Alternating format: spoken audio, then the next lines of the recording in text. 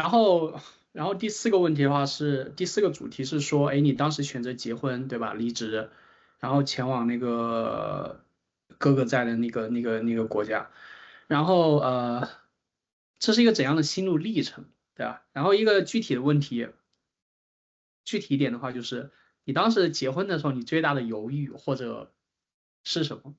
我不知道，但我猜想每个人结婚的时候，可能都会有过那样的时刻吧。结婚啊，老实说，没有那么兴奋。就你觉得你要应我做，该是很兴奋是吧？我不知道，我不知道。我朋友的话，毕竟结婚的没有你的朋友里面结婚的多嘛，我不知道应该是一个怎样的心情。嗯，我不知道，就是我有一种，不想对任何人有一个强绑定的，不管是法律意义上还是道德意义上的强绑定的一个要求，我好像对任何人都没有，或者说我不渴望有这样的强绑定。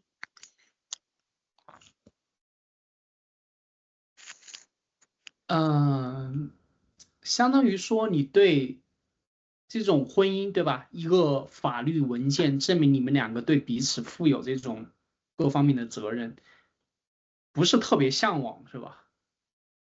没有，我觉得两个人的感情并不受这个东西的约束啊。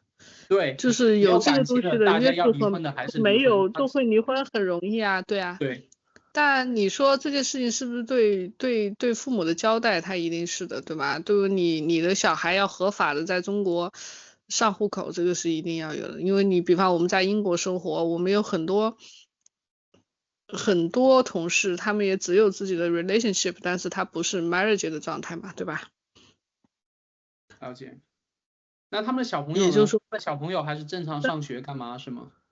对，不完全不受这个你有没有已婚这件事情的影响，或者说你即 OK，便不结婚，你觉得你也不需要伴侣，了解。你去所以，做一所以当时你个做一个最大的犹豫就人工的。是说，哎，要建立这样的一种就是强制性的这样的一种这种法律上的关系，然后犹豫主要来自于这个地方是吧？犹豫主要来自于，怎么说？中国的女性最终你结婚就是要成为别人的媳妇吧，对吧？那也啊，更多是双方的家庭生活这件事情，你有没有信心？你有没有信心处理？因为这个话题就会，你可能你谈恋爱的时候不带入到家庭，就是彼此的家庭生活，那有很多的问题可能就没有产生，对吗？那你要是结了这个最后一定婚以后，要不是，但是我不知道，就一定要变成一个家庭，就是变成两个家庭的结合嘛？就好比说，比如说如果我对吧，我要跟这个女生结婚，然后我父母假设不同意，我其实不太在乎我父母同不同意这个事情。那就是因为你认为家庭给你的干预比较少，或者说你不受这种干预的影响，所以你认为他们的干预不重要。对，那很多人的家庭都是互相受对方就是家庭的影响是很大的这种前提下的结婚，你就必须要尊重对方的家庭给他们的影响。而且我在这里，我觉得有一个观点，我也跟很多就是即将结婚的女生也在讲什么点呢？就说什么点？不要太苛刻的看自己的婆婆。就是很多人觉得，嗯我自认为我的婆媳关系还是和谐的。嗯，觉得你以这种自己妈妈的评判标准去看婆婆，我觉得这首先就不对了。对呀，当然不对呀。但习惯性的很多人就会这么比，说啊，我在家我妈都怎么样，我婆婆没有怎么样，或者说你先天性的就是觉得婆婆就应该是一种相敬如宾的关系，那你就很没有办法去真正的去进入就是对方的家庭生活。而且我觉得从刚开始的时候，嗯，怎么说？他对待你不如对待他儿子，这个是非常正常的事情。毕竟他养他几十年，你只是一个新加入的成员，你对想让他做到一视同仁，这个人已经是非常不容易了，对吗？对对对对对，那反过来也成立吗？对你的即将结婚的男性朋友说，哎，你不要对你的岳父太苛刻，会有对这个反过来一样成立吗？为什么反过来不说这个话呢？是因为还是我觉得中国的文化就是很多的女方的家长，他更多结婚的时候，他感觉是把自己的小孩，就是女儿是托付给对方的，他对对方更多是会怎么说矮一点的姿态，或者是说更天然的一种信任的姿态。因为当你把一个东西托付给别人的时候，你更多有种讨好型的一种心理嘛。你觉得我只有跟你好，我女儿跟你才会好，你会这么想这个问题，就是我不是说所有人都这么想啊，就大部分人会有这样心理嘛。我那 get 我就是我 get 到你的点。我主动在对你好。那一个男生对于另外一个家庭主动对自己好，通常来说不会有太多的排斥啊，对吗？我 get 到但是你的点。女生去婆婆家就不一样了。我 get 就是到你的点。他并没有一种，就是男生并没有说，你除非上门入赘的，那你从男方的父母，他没有一种我要把我儿子托付给你这种想法是比较少的，而 get 且到你。他更多有种当家做主，或者说婆婆她从她当媳妇的时候，就是她到别人家就是要侍奉她的婆婆或者怎么样子，更旧一点的观念，她是从这个地方来的嘛，所以她会有这种想法也很正常，对不对？真正的就是非常独立的尊重小家庭的这些家长，我觉得是随着时间这些观念的改变以后的婆婆或者是媳妇之间的关系，还可能就是更平等一些，或者我说懂你的点。我懂你的点。更多个人互相尊重的空间一点。但是在目前我们这种60年代跟90年代的这种结合的来说，嗯，反正我觉得他。当然，这个人也要珍惜，就是说，还是说他要珍惜你，把你当做这个家里的一份子，他尊重你，对吧？这一点，嗯，希望，而且我觉得老公你是能选，但婆婆你选不了，对吧？就是是这个是老公有任何样的父母，你都只能接受。是是就是是是。你是必须，你要想，你必须，如果说你要去结婚，那么这个父母就是你没得自主挑选的，或者是你甚至改变他，就更很难的去做这件事情了。是你说没错。但是，那一般女生的父母，他为了让这个女生在男方家里更好的话，他更多是把自己好的一面展示出来。所以说，是更多男是生他很少有男生对女生父母这种排斥啊，或者是吐槽的会少一点的原因，就在于更多女生的家长都是把自己最好的一面拿出来我给懂你自己的的意思。我女婿看的，懂你的意思。吧？我但是懂你的意思。男方父母可能不会这样子，他觉得我我是怎么样，懂你的意思。就是我懂你的意思。我懂你的意思了，就是女生的父母觉得，我对这个男生好，这个男生就会对我女儿好，是这样的一个对啊，逻辑。我大概理解到你的点。对啊，然后，但反过来不一定是很一样的一种方式。我懂你的意思。然后那个，你当时结婚，除了说结婚本身大家都会有的这种犹豫，你其实还有个更现实的困难和阻力，就是你当时要放弃你熟悉的这个环境，对吧？你的工作，你当时的事业，包括你跟我讲，你当时在公司其实还 OK，对吧？也有很多的机会。然后你要放弃这些东西，然后重新回到英国，从头开始。我猜想这个决定应该还是代价挺大的。你当时是怎么让自己去接受这样的一种代价的？嗯，也没有特别难吧，就是说虽然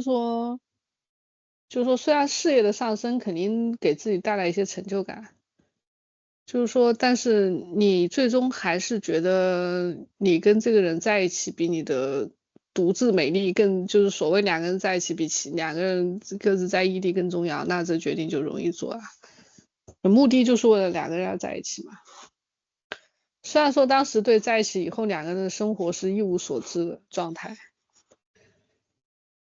对吧？会不会找到工作？结婚以后会怎么样？而且这个人异地这么多年，基本上没有什么，就是之前就是两个人真正在一起长时间的这种相处，或者是这种同居过都没有过。那这个人到底你适不适合你就结了婚跟他在一起生活？你说有没有忐忑？都是有的呀。我之前有一个同学，一个女生，她浙大研究生毕业，然后计算机系，然后理论上讲在北上广深应该还是比较好找工作，然后后来因为她男朋友在长沙，然后后来去长沙结婚定居，然后跟你，然后对吧？你这个类似，你在上海，然后去英国啊，我觉得是不是女生都更容易为爱情做出更大的牺牲啊？我不知道反过来成不成立，我反过来设想一个男生是不是也会这样子？你这个可能就是个体啊，一般来说，因为我也见过，而且我的幸存者体验是我认识的都是四川妹子，让外地很优秀的男生愿意去四川去成都，所以我还一直讲，我觉得四川成都云贵这一片女生都还挺厉害的，就很能让男生放弃自己其他的熟悉的生活，去到他们的地方。我后面可能会跟我一个现在她在西雅图的一个四川的那个一个女生，可能会跟她约个视频。我到时候我之前还特地向她请教了耙耳朵这个事情，然后我后面可以跟她专门聊一下这个问题，就是根据她的体验来讲，是不是很多男生然后会选择去四川，然后我觉得还蛮有意思的。呃，然后这个话题下面的最后一个小问题就是说，那 OK，你现在做了决定，你放弃你在上海的这个生活状态，然后去英国结婚，重新开始，那就是重新开始这件事情，当时对你来讲，你最大的这种恐惧跟最大的期待是什么？其实如果你不是一个守旧的人，你都愿意去体验未知的话，有很多东西你不知道它是好是坏的时候，你只要愿意尝试，你还是很容易做出这个决定的。因为已知的你都已知了，对吗？已知的生活，除非说你是一个非常不愿意放弃安定生活，或者是非常对现实满足的人，你可能不太愿意好奇一些其他的变动，那你可能就觉得这个抉择很难做。那做完抉择以后，去了以后，当然有很多的忐忑啊，就是从一个人的生活变成两个人的生活啦，那经济也是会有压力的呀。你能不能找到工作啊？因为英国还是非常排外的，那华人在英国找工作也是非常不容易，而且这不是一个鼓励移民的国家嘛，所以工作机会更多是留给本国人的，还有很多的门槛要求的嘛。那所对，以当时找工作也是经历了很长的一段心路历程，刚开始也不是很顺利。那最后这份工作呢，我觉得自己也适应的很好，但最初也是朋友介绍才得到这么一个面试机会的。所以这也就是我当时为什么一直建议你要去多交本地的朋友的原因，就在于因为我自己去海量的投了很多简历，也是石沉大海，反馈不好，然后后来也是要去找中介，或者我身边有一些朋友是通过学校的一些职业介绍，这样一些做这样的一些项目的机会，然后才到本地的单位去工作，公司去工作。所以我觉得这些途径好像比所谓的海量去投简历会更容易一点，所以这就是我当时给你的建议，我就希望你多发展一些本地的朋友，通过这些人去给你推荐这样的工作机会，会更目的性会更好一点，比海量投简历的效率要高。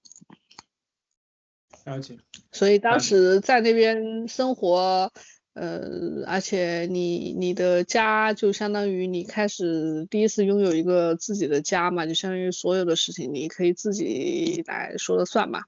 嗯然后你要开始布置，就像一个鸟衔一个自己的窝一样的，还是投入了很多心血在里面。了解。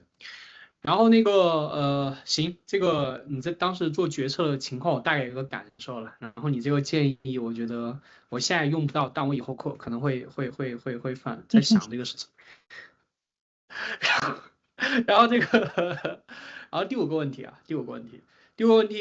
主题就是说，在英国是这样的一种体验。OK，你现在来到英国了，对吧？开始找工作，然后工作。然后其实刚才有点提到，然后第一个具体的问题就是说，哎，你当时去找工作，它整个一个过程大概是什么样子？就是你刚才提到了，对吧？就是挺艰难的，后来朋友介绍，就是大概是经历了。